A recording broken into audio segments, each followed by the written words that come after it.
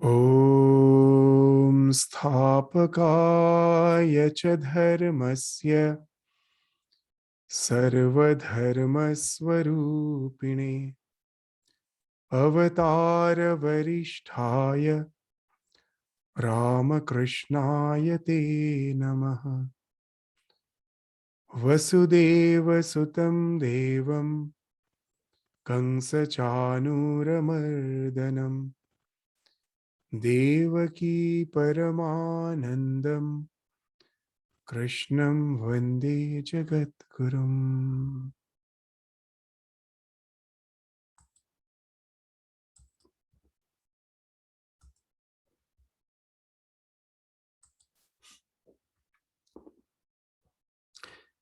So in the last class, we were studying the 18th sloka of the second chapter of Shrimad Bhagavad Gita.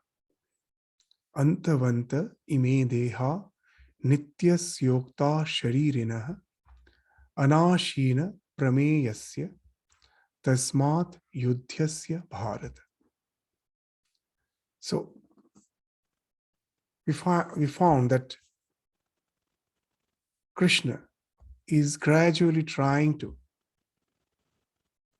bring the awareness of the spiritual dimension of our existence in Arjuna's mind, so that by relating to that broadened perspective, he can build upon strength and get rid of all the feeble-heartedness.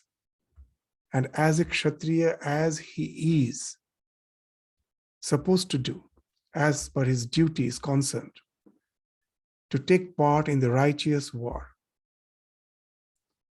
So we find that it is almost like the sports psychologist trying to, you will find that giving him strong and positive suggestions and visualizations. That's what we use even in the modern time. That it's not our skills alone which speaks of our excellence in our performance. Psychology plays a great role. And for that, we find that nowadays, along with the coach, in all the sports, in all the games, we find there are some sports psychologists. Their work is parallel to the coach. They are there to help the players, the athletes, with the help of strong and positive suggestions and visualizations, to help them to overcome fears and teach mental skills for enhanced performance. We can find that here Krishna is not provoking Arjuna for taking part in the war. It's not a provocation.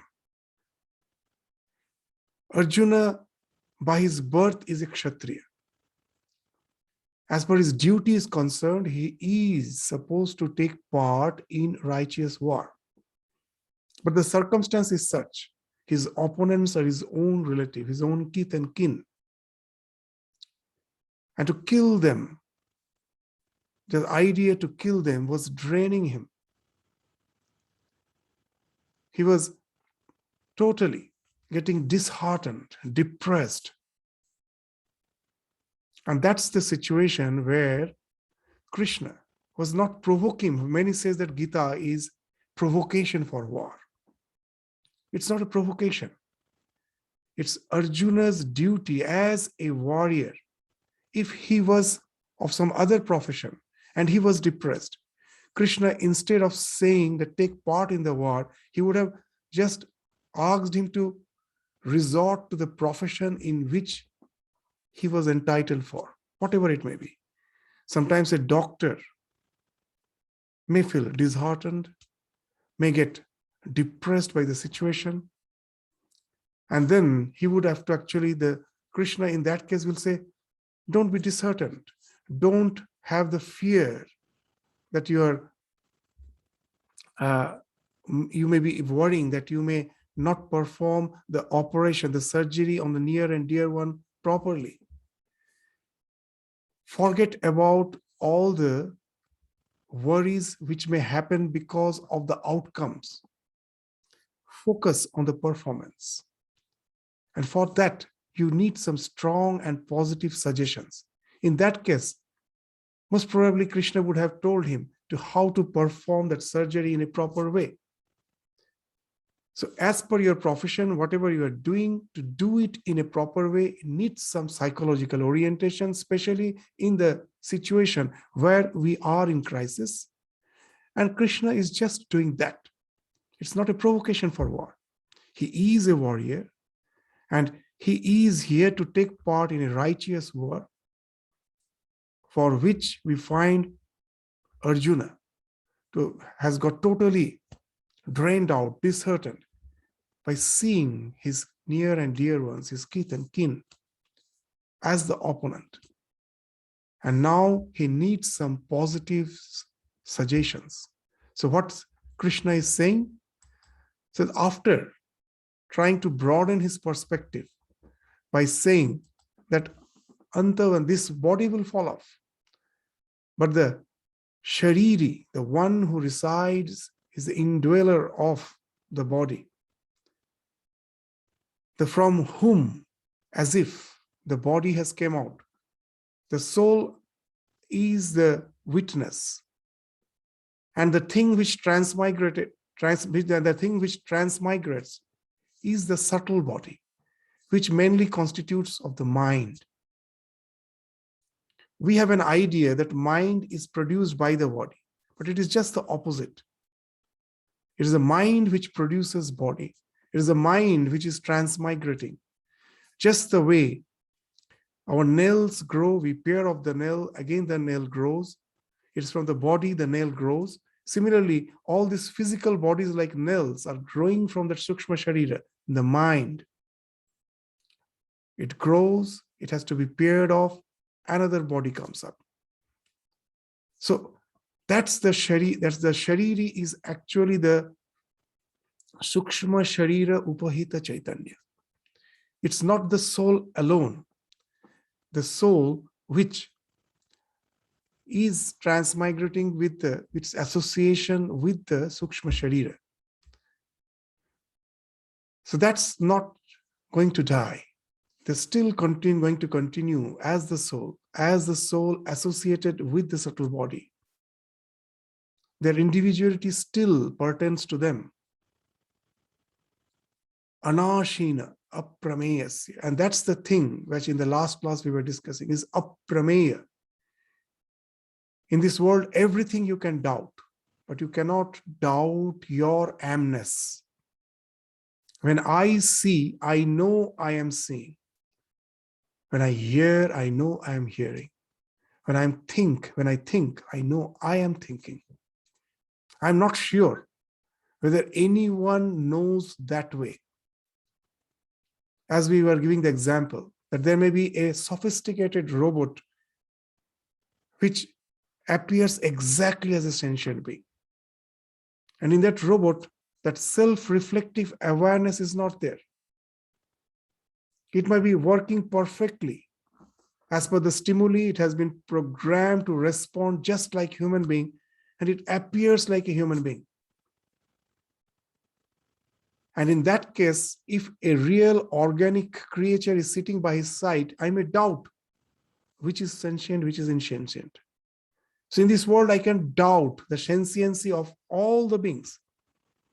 But can I doubt the sentiency of my own being? It is swata pramana. I know, I see, I know, I hear, I know that it is I who am touching all the five senses. I know that that there is some self-reflective awareness. That's the thing which is swata siddha. I know I am thinking, I know I am feeling. I'm not sure about anyone else. So I am experiencing that. That is the thing which is aprameya. In the last class we were discussing. We are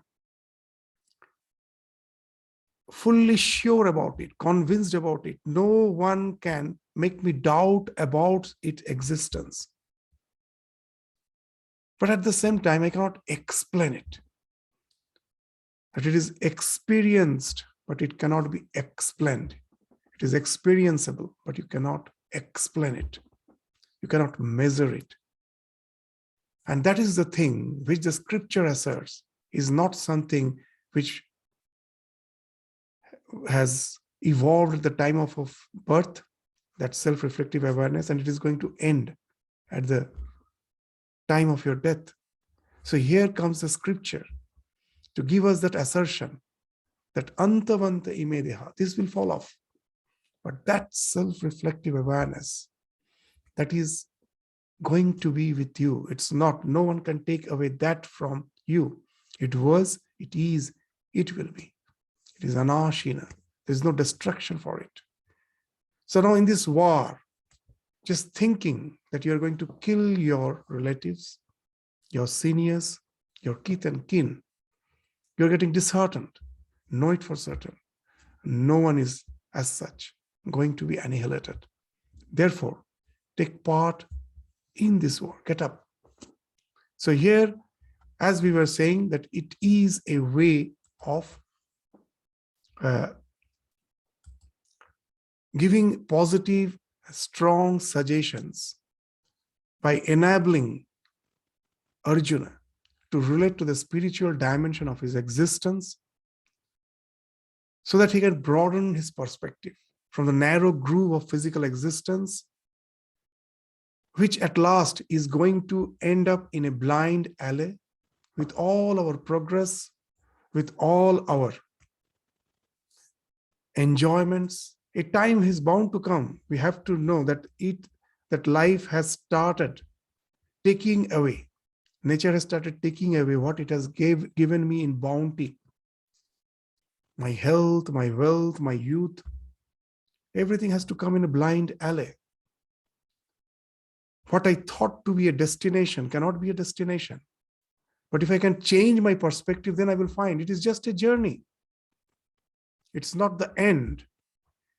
It is just the journey in a particular phase, but I can broaden my perspective and start building up my spiritual life based on that perspective. And there I find the fear has gone. The sense of this lightheartedness has gone. Life has started reflecting a new meaning. Life, I find, which appeared to be meaningless, now I find there is a purpose. It's an education. As Swami Vivekananda used to say, that we will do a big mistake if we take this world as a pleasure ground. It is not a pleasure ground. It is a place where we have came to educate ourselves. It is a place like a gymnasium where we have came to make ourselves strong. And this strength is not the physical strength, the spiritual strength. The more and more we can get aligned to the spiritual dimension of our existence and can detach ourselves from our psychophysical existence, the more we become sthira, dhira, these are the words the scriptures use, equipoised, calm. You can face the challenges of life with equanimity, knowing very well nothing can destroy you. Nothing can destroy my near and dear ones. What I have to do, let me do. Sometimes sacrifice is necessary to get established in truth. In this world, many will ask the question that if God wants righteousness, then why there is so much of killing? Why there is so much of violence, disparity, evil in the world? You know that what in this life, if the Lord wills to realize his own greatness through the humankind, then why such evil? That we say God has made the human to find his own, to see himself as if to see himself. In the human being alone, it is possible. When your chitta becomes clear, it becomes like a mirror. The Lord as if can realize his own majesty. As Swami Vivekananda used to say, I can see everything, but I cannot see my own face. I need a mirror. The Lord, to realize his own greatness, has created this creation. And at last, the human has evolved through whom he can realize his own majesty. If that's the truth, then why so much of evil? To get anything perfect, there has to be a very lot of near miss. Even, when there is this shooting competition is going on, no one can score 10 out of 10. It's very difficult. There will be so many near miss. And at last you find that with so many attempts, at last one or two goes to the perfection. And this is the law of the entire nature. You will find we say that life is an accident.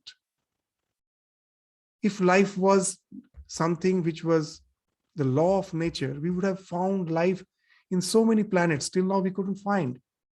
Scientists are in desperate search. They are almost convinced there must be life, but till now they couldn't find. It's a singular affair here. And that's why many say it's an accident. Most probably the entire creation is not there. We can see it in a different way. That to bring out life needs such a perfection. There has to be various near miss. To give an example, in this world you will find that nature is abandoned. It wastes a lot to really produce something. Just take any tree. How much waste it will be. I mean, so many fruits will be rotten, so many fruits are gone. I'm not speaking of the present horticulture. If you just go to the nature, have been pecked by birds, at last you will find that the entire tree, only a few fruits at last have really ripened, which you can pluck and you can enjoy its taste. Others have been wasted. Some has got rotten, some never ripened at all. So what it speaks in that abundance to get the perfection is something very difficult. Many has to go west so that at last a few may realize the potentiality which it is supposed to manifest. Everywhere, any tree, how many seeds are produced? How many of them germinate? A few, a very few. So in the entire universe, most probably that we can take it in that way, that it is the seeds which has been thrown out. Life has sprouted only on this earth. It doesn't speak that it's an accident. It's an attempt in which all were near miss, and this came to the perfection. In the human life also, any small child we ask, do you want to be good? Everyone wants to be good. He wants to be perfect. No one say, I want to be bad. Then why there is so much evil? That though our goal is good, the inner divinity is wanting to manifest. But many of us are taking near miss. Even the one who is violent, fanatically violent, you ask him, he's convinced that what he's doing is right. What is happening? That it is all near miss. Trying to, that inner core never says I'm doing bad. I am doing right. I am good. I am righteous. That goal is to be righteous, to be good. But to reach there needs so much of perfection that there are a lot of near miss. And out of that, a few may reach that perfection. And through that, Lord enjoys his splendor. It's a not question of sadistic attitude, because it is he who has become the universe. As someone asked Sri Ramakrishna that why there is so much of suffering, Ramakrishna immediately replied, it's all God's Leela, his divine play. And immediately the man resorted, it is his Leela, but we are all dying here. And immediately Ramakrishna replied very nicely, who are you? It is everything. Everything is he. The question of sadistic attitude comes when I am making others suffer. But when I have become many, what is the question of sadistic attitude? I still remember in our Ramakrishna Mission schools, residential schools, I was there for a long time to look after the students. As it's a residential school, you need to be always supervising on the students. Now, during the study hours, it's very interesting. If you go, you will find in all the rooms, the students are studying silently. If you just walk down the corridor, you will have an impression, oh, so nice boys, so attentively studying. That's what the impression I also had. Now, suddenly one day it struck me that I saw a few boys just looking at the book, but they're supposed to read the book, but I found they're constantly turning the page and writing something. Again, they're turning the page and writing something. And immediately I doubted. If they're taking notes, then why are turning the page? Maybe from the book they're turning, then they're supposed to focus on the page itself. Why they're constantly turning? And conspicuously, I went behind the student who was just taking notes by, so-called taking notes by turning the pages again and again. And then I was really surprised. I found the name of all, it's not the notes which he's taking, it's the name of all the cricket players of the Indian team and most probably the Australian team. And very interesting, if you turn the page, the facing the page which you are looking at will have all the even numbers. It may either be, the number may say you turn, it's page 10, so it ends with 0. Again, you turn the page which is in your hand, that is all odd, which is flat, that is even. So it may be either 0 or 2. The last digit has to be either 0 or 2 or 4 or 6 or 8. There's only these 5 options. There cannot be any other option. When you turn the page which is flat, and if it's all even, if it's an even number, then it has to be 0, 2, 4, 6, 8. Very interesting thing. I saw what he's doing is turning the page. These all Indian players and the Australian players' names are there. And as if the Indian player is batting, the Australians are fielding. And if he turns the page and sees 0, that 0 means out. The batsman is out. 2 means the last digit is 2 means that batsman has scored the doubles. If it is 4, he has scored a boundary. If it is 6, it is over boundary. And 8, there cannot be 8, that means 1. So he has got almost all the scores. 1, 2, boundary, over boundary, 0 means out. So some bowler is bowling 6 balls, for that he's getting the scores. And that way he's playing cricket. And when I interrogated, I came to know about the entire game. It is called book cricket. Very interesting. Though I scolded the student, but that idea which reflected is that it is all God's Leela. The boy is the God. He has become the Indian team. He has become the Australian team. All the players, it is he who has become. It is he who is playing. Someone is winning, someone is losing. Who is winning? Who is losing? It is he alone who is playing. So now I understood that the word is that we say that we are suffering. God has given us the sense of individuality. Why? In the words of Ramakrishna, Lila Pushtai, very interesting word, to nourish the Lila. If the players have that individual feeling, though it is you, but still you can somehow instill that individual feeling, the game becomes more interesting. So that's why in the very colloquial language of Ramakrishna, that this sense of separateness he has created, because Lila Pushtai Hoina, still he went to a more colloquial language, Rogor Hoina. So you cannot have the fun out of that game. unless that sense of separatedness is there. But at last, one team will win. It is he only. And to win, that's the joy which comes out of winning, that also he will enjoy. But after it is all he.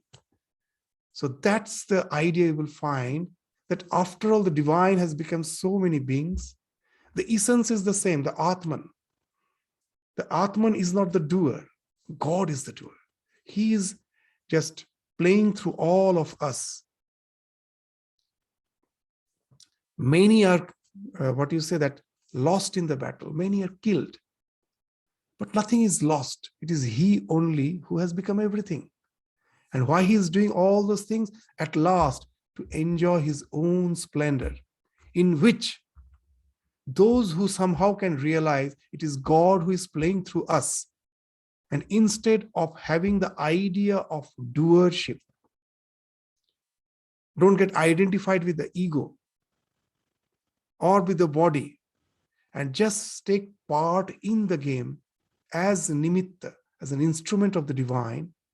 For them only, the idea of the doer, that falls off, and that can enable them to get always be established in their spiritual dimension, being detached from the psychophysical existence. Though they are in it, they are in no way soaked by it, drenched by it.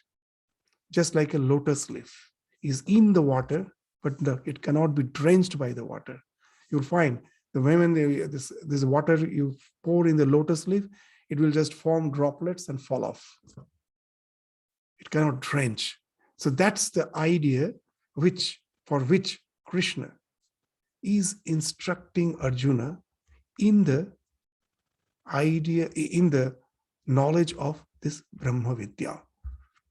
So now we will find this idea is being reinstated even in the succeeding slokas. In the 19th sloka, let us proceed. What he's saying? Here we find that our identity with our ego, with our body, both is being denied.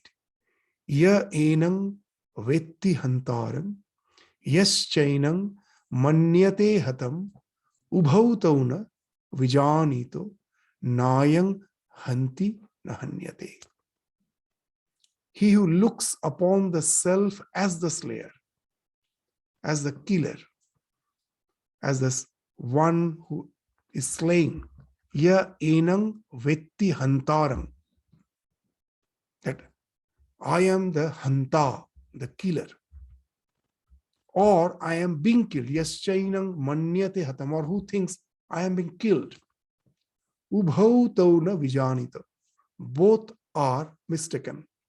Neither of them apprehends the real truth, because the real me can never kill others, nor it can be killed. Nayang hanti nahanyate. You'll find that how the Shrutis, the Smritis, these are all, even Bhagavad Gita is a Smriti Shastra. Smriti came much later. It is a part of Mahabharata. It is considered as an Itihasa. The Itihasa and the Purana are Smritis. Our real text is Shruti, the Vedas. The Vedas are so old that there was no script when it emanated. So the only way of transmitting the knowledge was the teacher will recite, the student will hear. Shruti is to hear. Sravana, from Sravana the word Shruti. That which is heard is Shruti.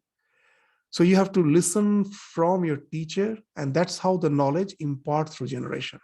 So that's why these are the Shrutis. The Smritis, the Itihasa, the Purana came much later, and it is just based on the Shruti. So that's why it is always told that Shruti is something which is to be followed as long as it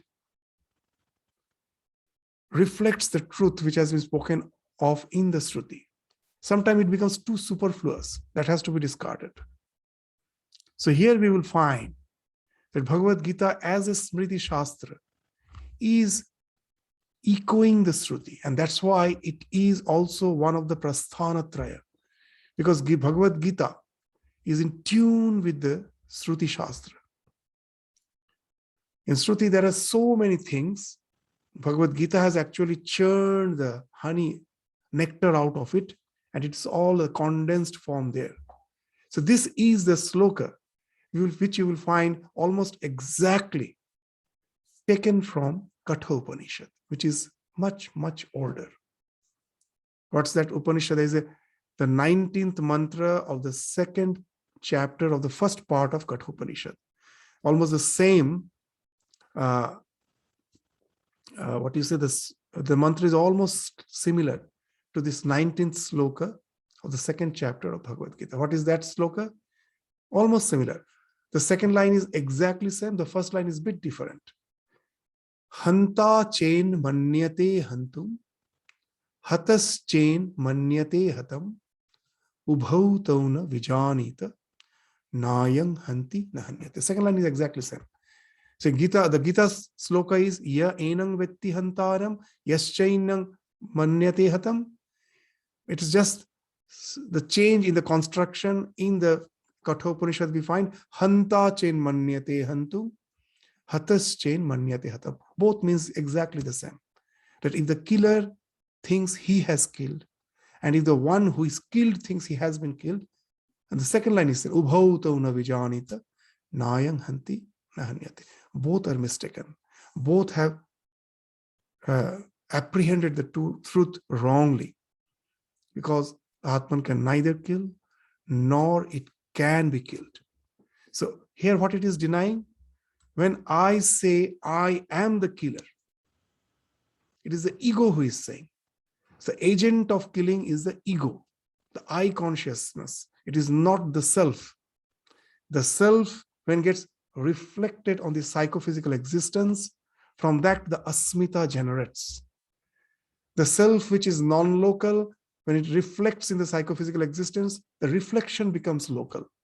Just the way the sun, when it reflects on the waves of the ocean, the one sun becomes many. Each and every wave appears to be having the sun as its reflection. And you now take these as the individuality. All these waves with the reflected sun is the individuality. The wave has emerged at a certain point of time. It will again submerge along with the ocean. And the reflection is also gone. And if I take the reflection, the ego, as the reflection is the ego, to be the truth, then of course, that one wave is actually succumbed by another wave. So the bigger wave is the killer, the smaller wave is something which is killed, but actually it is only one sun. It's reflected as the ego. So the agent of killing is that ego. The sun is in no way taking part in all the waves which are one wave succumbing other and then at last merging. In these, the sun is not in any way affected. It is only the reflections which are being affected. So the agent of killing is the ego. It's not the self. The object of killing is the body. The self is always there, unaffected. As Sri Ramakrishna, in his own unique ways, through example, used to explain this idea. That is the same sunlight in which one person is reading the scripture, another person is counterfeiting the currency notes. Is it the fault of the sun, or is it the merit of the sun? The sun is sun. It is beyond merit, beyond any fault, beyond any sin. It is giving light. What I do with it is my ego, which makes it either good or bad. So it is the agent of the killing is the ego. It is not the self. The self cannot kill. It is always transcending all the actions, so-called as such. And the object which is killed is the body.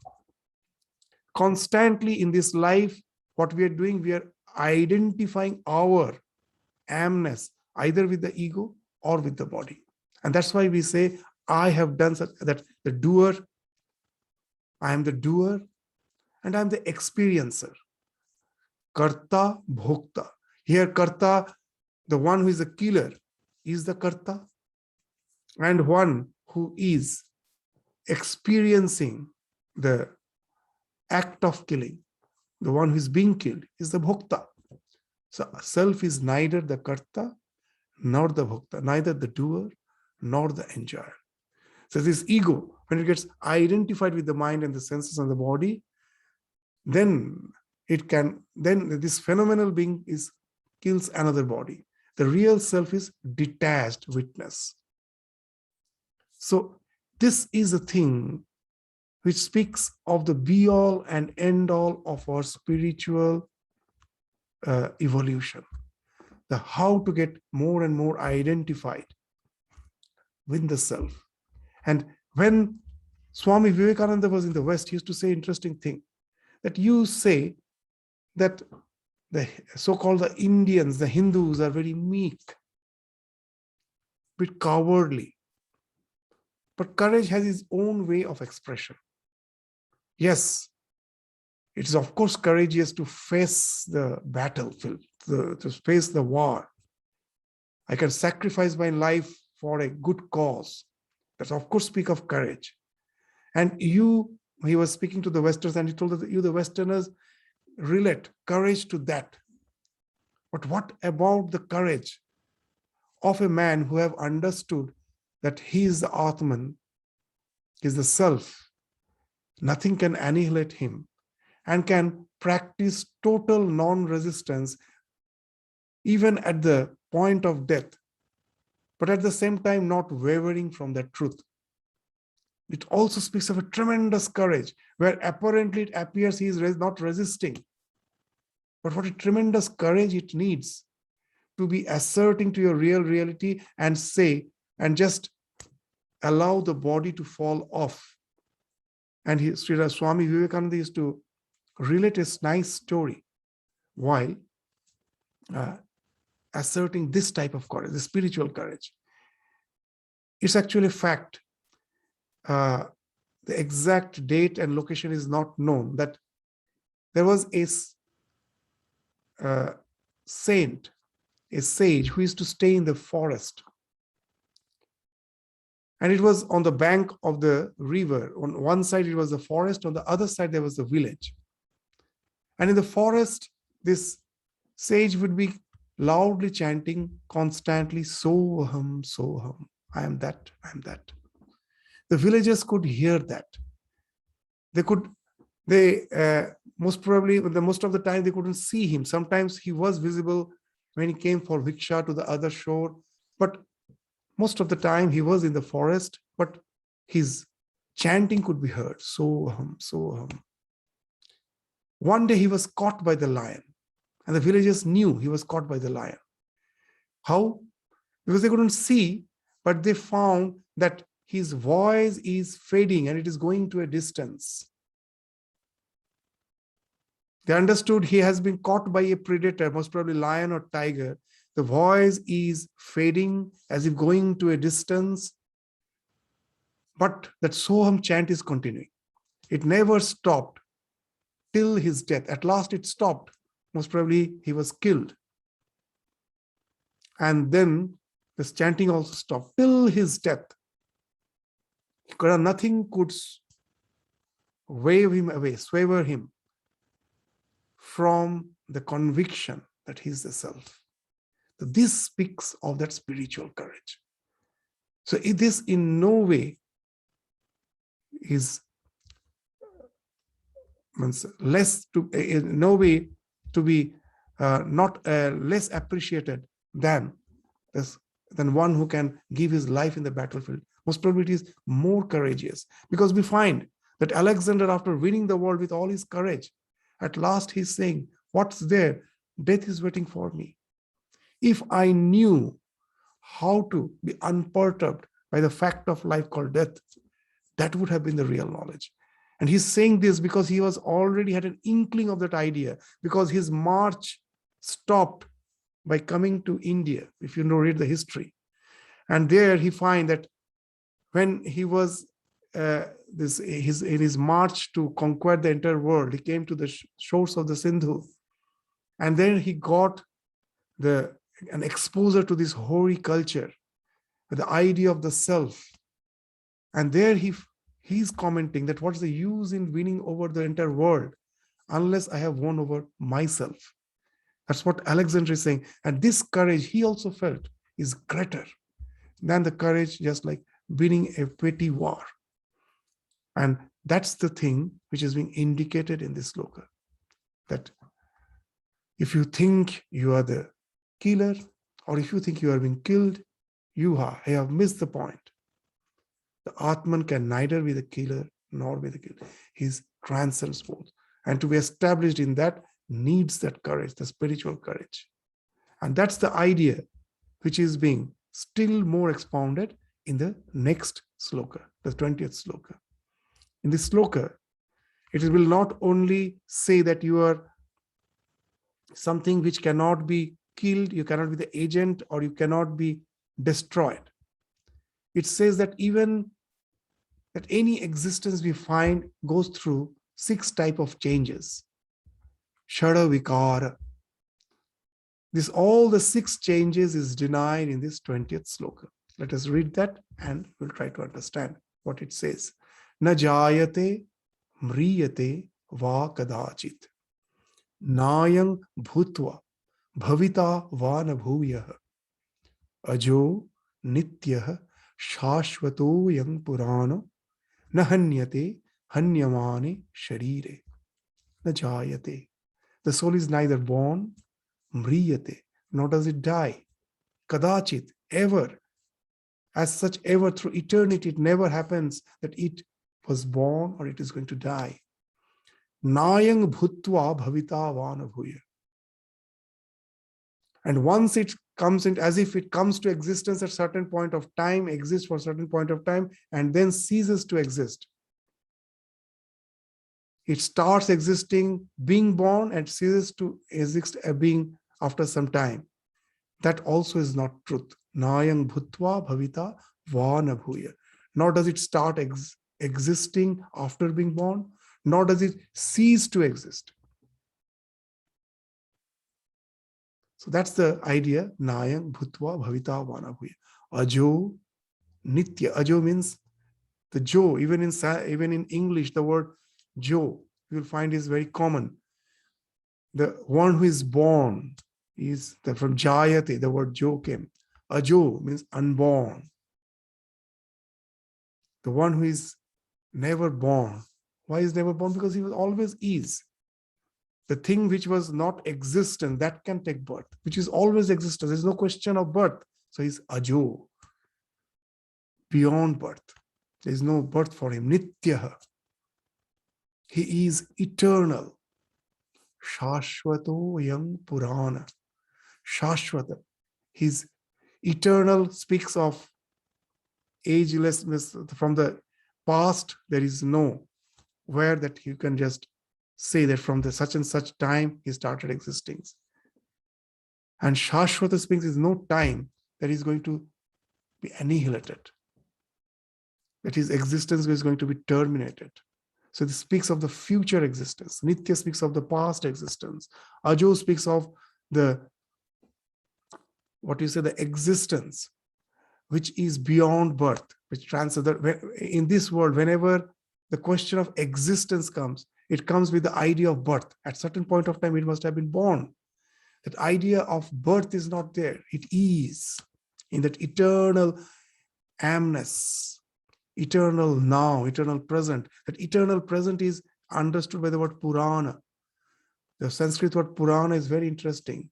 Pura api navaiva is Purana. That ever aging, never old. It is always in that eternal present, which speaks of this 6 types of transformation is being denied. What are the 6 transformations? Na hanyate hanyamana sharire. That this body may fall off, but that doesn't die. So here are the 6 types of transformations, which we speak again and again. Shada vikara of any existence is being denied for the self. What are the 6 transformations? Jayate, asti, vardhate, viparinamate, apakshiyate, nasti. That in this world, whatever we see, first it is born, it exists for certain time, and as long as it exists, it grows, vardhate, and then it starts transforming, viparinamate, and then apakshiyate. Gradually, it starts decaying at last, this viparinamate, and then apakshiyate, nasti. At last, it's no more there. It has died. So these 6 changes is being denied in this sloka. How this na jayate mriyate vakadachit. It denies birth and death. This jayate and nasti. This is denied by na jayate mriyate vakadachit. Nayang bhutva bhavita vana bhuya. That of it takes birth and exists for certain time. So this denies the asti, that it exists only for time. No, that also it is always eternal. So asti, jayate, asti is denied by the second line. Nayang bhutva bhavita vana bhuya. Ajo nitya. Ajo is the reinstatement of the fact that it is neither born. The other 3, nitya, shashvata, purana, speaks of the other 3 characteristics. Nitya.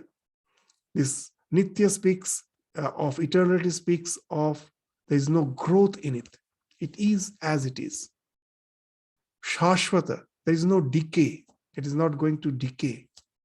And Purana speaks of there is no transformation. So this vardhate, viparinamate, apakshiyate, these 3 are denied by saying nitya, shashvata, purana. So it is beyond all these 6 changes. So again we will find here the smriti is reflecting the shruti. It is again a sloka which is almost the same of the Kathopanishad, the 18th sloka, 18th mantra of the 2nd chapter of the first part of Kathopanishad. The same sloka is there. Najayate mriyate va vipaschinnayam. Little difference. Kutaschinna babhuva kaschit ajo nitya shashvata huyang purana nahanyate hanyamane sharire. Almost the same. But the meaning is exactly the same. So when we find that Krishna, now the question comes. Krishna is saying, Arjuna, that as you are the self and as others are the self, there is no harm in killing. As if that being that being the self, the Atma, as Atma is not the doer, that gives us the license to kill as if. So here again, to content such view, I have to understand it. That's why we say don't take only one sloka. You have to study the entire scripture to really relate one idea with the other. You will find that in the 17th sloka of the same Bhagavad Gita, the 18th chapter, the 17th sloka of the 18th chapter, there it has been indicated that though the self is not the killer, but the thing is, have you got rid of the idea of doer? If not, it is not the action. It is a wrong notion behind the action that actually results in sin. If I could have killed the entire world without the idea of that I am killing, here again, bhaver ghore jano churi na hoy. I may just, profess. I may just make a propaganda. I have no attachment. But just go within. Do you really have that sense of detachment? And if you kill the entire world, no sin is going to inhere on you. You're not going to be the inheritor of any sin. What's the sloka? Yasya naham krito bhava buddhir yasya na lipyate. It's the 17th sloka of the 18th chapter. We will come in, we will go to the discussion. Hatva picha iman lokan. If he has killed the entire world, hanti na nibadhyate. That he is not bound by his action. If that ahankrita bhava was not there, na ahankrita bhava. There is a difference between aham and ahamkrita bhava. Aham is the self. Ahamkrita bhava is the notion that I, the self, this body and mind is the self. And once you have that notion, you have that identification, you become the doer. If you really can feel that you are not the doer, nothing adheres to you. All the entire theory of karma, is not based on the action. What is the psychology behind the action? I will just give an example here. If you have read Edgar Cayce, he was one who is known as the sleeping couch prophet. He, from his birth, developed a characteristic. He was from the Christian background. He had no idea of the Hindu religion and idea of reincarnation. But he used to have readings of others, and that's readings speak of that past birth. In such and such birth, he did such and such thing for which he has reaped such and such result, and that's why he's experiencing such and such suffering in this life. And sometimes it has been even found in the recorded history. Suppose he's saying that he was born just 50 years, he was born in another body 50 years back. His name was such and such. He stayed in such and such place. Very interestingly, many such cases could have been verified by the council records. Really, it has been found. There's a huge foundation, Edgar Cayce Foundation, which has made the study of reincarnation very interesting. It has given it a very strong, footing, foundation. Now, the studies of Edgar Cayce are very interesting. It takes us to the specific way how karma works. Now, one person was born blind, and he found out in the previous birth he belonged to a sect who is to a tribe who will attack other tribes and take them as captives, and they were very cruel. After taking them to the captives, they will cut their eyes and make them blind. And he was the one who was doing that. And in this birth, he himself has become blind because he himself was psychologically affected.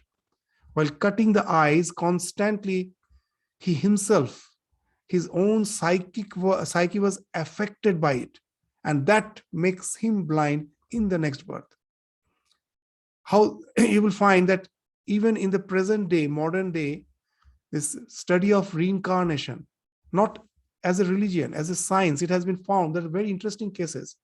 If someone has died because of killing, the wound mark which resulted in the killing has been found in the new birth. It affects the psychology in such a strongly that its imprint is found even in the next birth. To give a more convincing example, it's one of the Edgar Cayce study that a person who was having a very weak stomach, was dyspeptic, he read his past birth readings showed that he was a glutton. And the reason he's giving this evil fall is very convincing. That suppose you're traveling by a train. In India, it's very common. And in one station, the train stops, and most probably you purchase some food, and you're about to take the food, and a beggar comes and stands on the window and asks for the food. If you have ever been in such a situation, you will find it is invariably the experience is your hunger is gone. I was about to eat, someone asked for food, and your hunger is gone. That I am going to feed myself and someone is there who is hungry. It psychologically affects so strongly, for the time being the hunger is gone. The so-called glutton, this was supposed to be a rich person in the previous life, maybe a landlord, where all his so-called villagers, the other villagers were poor. They had not sufficient sustenance for food, and he was enjoying. This was subtly affecting his psyche, which made him dyspeptic in the next birth. Just the way we lose our hunger, when we are about to take food and someone asks for the food, it affects us psychologically in such a strong way that our hunger is gone. And if the hunger is gone permanently, that speaks of our weak stomach.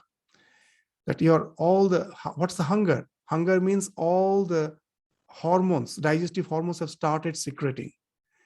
So when your hunger is not there, the secretion has stopped.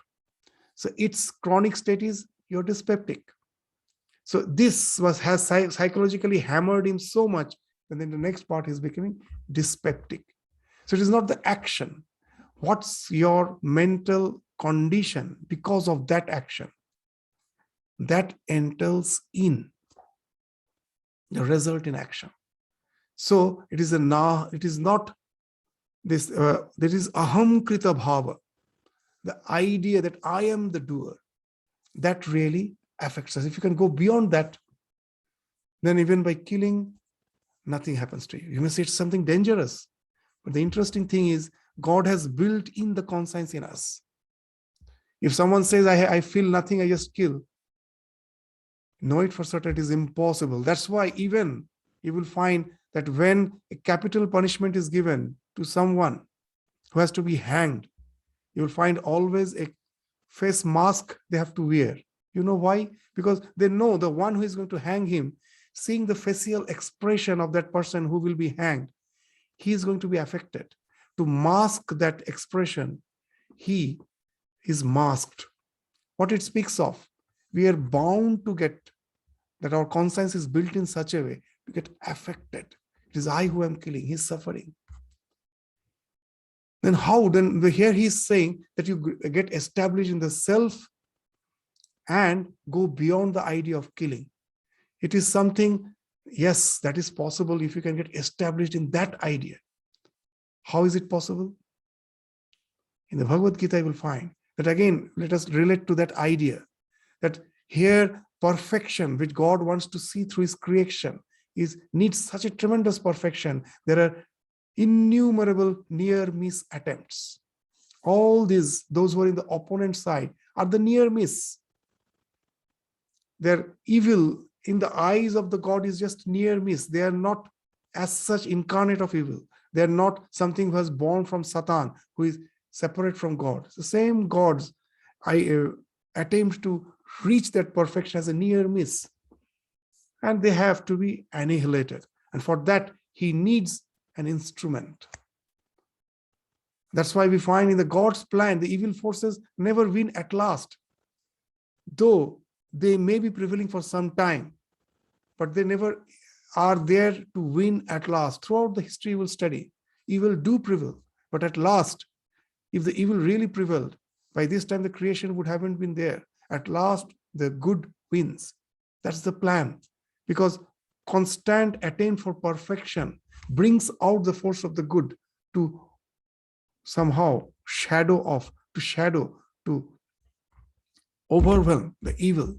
And that's what in the Gita, God himself says that I incarnate again and again as that good force, as the incarnation to save the good ones and to annihilate the evil ones.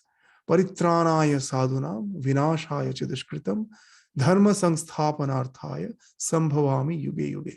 And for that purpose, he do need instruments. If I can think myself to be the nimitta, the instrument of God's will, Atman is in no way instrumental. The essence of my being, just the electricity, finds expression in various ways. It may find expression as the revolving fan, as the light, as the sound in the microphone, which is amplified. The same electricity is finding expression. The same Atman in one way is finding expression as God, in another way is finding expression as the beings. The God is the one who is using the current. The others are the thing that he is using, and others are what? How the God has decided how they will be used. They're finding expression in various ways. And if we know that fact, that it is that as current we are one with God, the same. And now Some is finding expression in an evil way, some is finding in expression as a good way. But the current is as such, not the instrument. The one who is deciding that how at last the good should prevail and the evil should be annihilated. It is his will. I am just, this body-mind complex is just working under his will. It is not the essence of my being who is doing it. One who knows that for certain and can become the nimitra. For him alone, the naham krita bhava can go off.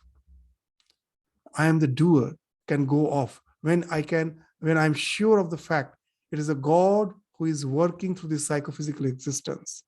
Atman, who is the spectator behind it, is in no way affected by it. So it is that's why as we proceed in the Bhagavad Gita, that's why again in the very inception we told, the Bhagavad Gita is very difficult to understand if we don't take the Bhagavad Gita as a whole. In the the seventh, eighth, and the other chapters we will find after explaining that we are the self. Then God will say that para and apara, both are mine. Anything which is finding expression as the conscious principle, that also is me. And this inanimate universe, that also is me. He is the one who is working through both of them. So it is he who is the doer, not the Atman, the Ishvara. And if we know that I am the Nimitta, he is just the way he's pulling the strings, I am working, then that ahankrita bhava is bound to fall off. And then your actions are not going to affect you. Here in this sloka, you can still understand better if you just see the Arjuna's initial motivation. He had the idea that he is the most capable warrior of his time. He's confident of killing his enemies and establishing a kingdom where after defeating the enemies, he is going to rule over the world along with his brothers, the Pandavas. Here everything was linked with the idea I. So with that idea, even if he wins, he is going to incur the results of the actions. He will be, of course, enjoying the kingdom, and of course that killing is also going to affect him, if not immediately, maybe later. So here what God is saying that you have to do the same thing, but not with the idea with which you came to the battlefield. With the idea with which you came to the battlefield, that because of the present crisis has created a tremendous imbalance in you, use it as a positive outcome by helping you to relate to the spiritual dimension of existence, and which will change your orientation.